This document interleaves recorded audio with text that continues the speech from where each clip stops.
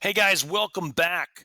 Working here on our nameplate. I'm going to be on step 6, which is on page 3. So it says here in the views to I'm going to click the little scene button and that I should click the front view of the object. So it kind of snaps me right there. Awesome.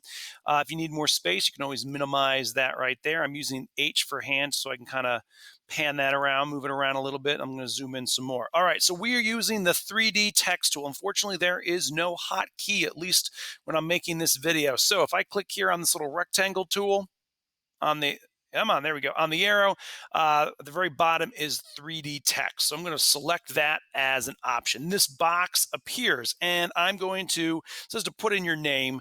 I'm going to use my last name. You can use your first name. Doesn't matter. I'm going to just change this to that font. I'll probably go bold.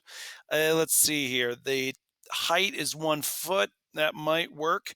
The text extrusion, instead of 6, I'm going to make that 1 inch. All right, so a couple options there. It's important to get kind of all those measurements close to what you want before we move on to the next step. All right, so I'm going to say okay.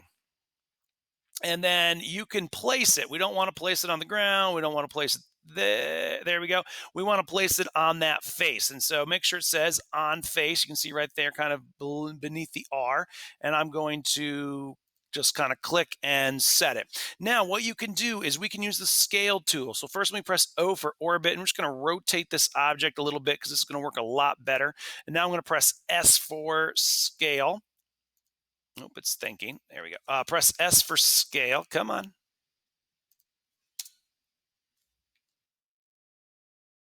S for scale. There we go.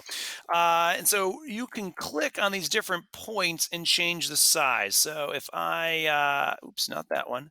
Oops, since I goofed it up, I press Control Z. Let me just press Control Y to bring it back. There we go. Let me get out of there. Get back on my name. There we go. And S. Okay. So I'm going to grab this middle point and just kind of stretch. So I'm going to try and get my name to kind of fill the whole space. Oops. No, not that much. There we go. If I wanted to, I could like bring it out. That's probably a bit excessive. Again, I just pressed Control Z there and shrunk it down. Let me just zoom out a little bit. So there we go. Okay. I like it here. I don't like it there. So again, I'm going to press S for scale. Maybe I'll rotate a little more. S for scale, grab the middle guy and just kind of bring you out like that. Hey, that looks pretty good. Very pleased with that.